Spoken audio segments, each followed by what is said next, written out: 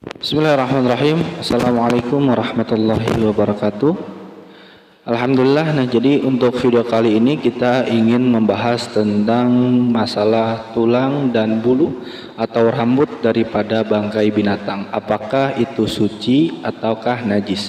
Sehingga ketika apabila emang itu adalah perkara yang najis, maka tidak boleh sampai terbawa dalam sholat. Dan ketika itu adalah perkara yang suci, maka diperbolehkan alias sah sholatnya dengan membawa perkara tersebut.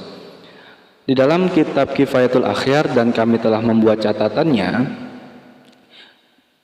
Kifayatul Akhyar itu adalah syarah daripada matan takrib, dan di dalam matan takrib dikatakan wa azmul maitati wa sya'ruha najisun ilal adami.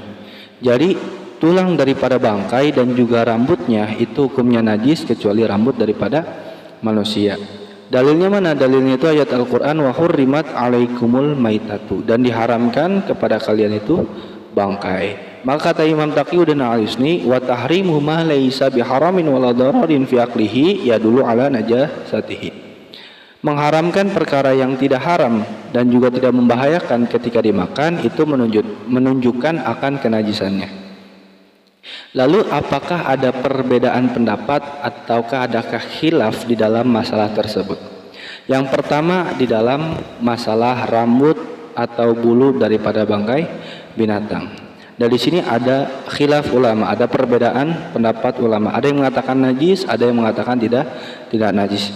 Yang mengatakan tidak najis karena rambut itu termasuk daripada bagian anggota tubuh yang tidak ada ruhnya. Kenapa disebut tidak ada ruhnya? Sebabnya apa? Sebabnya ketika rambut tersebut itu dipotong atau digunting, itu tidak bisa merasakan akan rasa sakit. Tidak ada rasa sakitnya, makanya sehingga dihukumi tidak najis. Sedangkan yang mengatakan bahwasanya rambut atau bulu daripada bangkai binatang itu najis, itu adalah pendapat yang kuat, bahkan yang dikatakan oleh matan takrib itu sendiri. Bahwasanya dalilnya karena kalau misalkannya rambut atau bulu itu masih termasuk daripada anggota tubuh daripada hewan tersebut. Sebagaimana bahwasanya ketika seseorang itu sedang mandi junub atau dia sedang bertoharoh, bersuci, maka rambut juga itu harus dibasuh. Maka itu menunjukkan akan kenajisannya.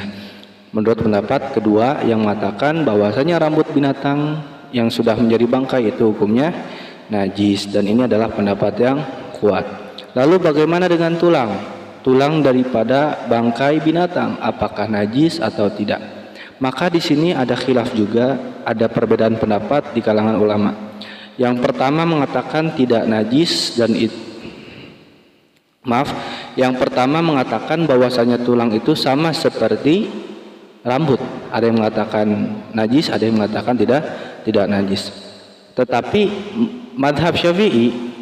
pendapat madhab Syafi'i yang paling kuat bahkan memastikan bahwasanya tulang itu hukumnya najis. Kenapa? Karena ketika tulang tersebut itu dipotong, maka tulang tersebut seseorang itu maka merasakan akan sebuah kesakitan ketika tulang itu dipotong.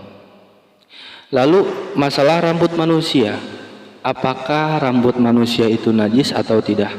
Di sini tergantung daripada keyakinan kita.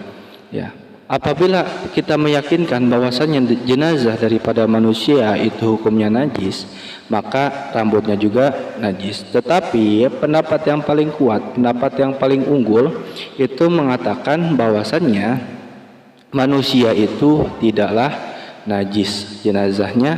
Maka apabila manusia jenazahnya itu tidak najis, begitu pula rambutnya, maka rambutnya itu tidak najis. Mungkin segitu saja yang bisa kami paparkan daripada kitab Kifayatul Akhyar. Barakallahu fikum. Assalamualaikum warahmatullahi wabarakatuh.